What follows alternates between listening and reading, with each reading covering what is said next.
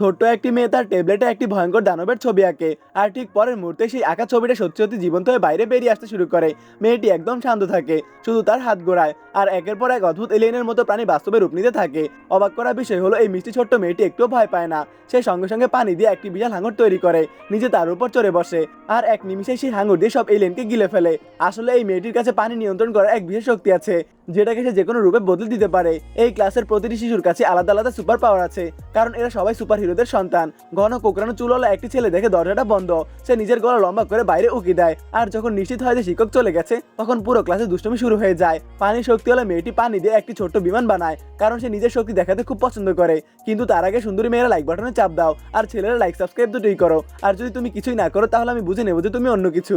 একটি মেয়ের ছবি আঁকার শখ আছে, আর তার আঁকা ছবিগুলো ভবিষ্যতের ঝলক দেখায়।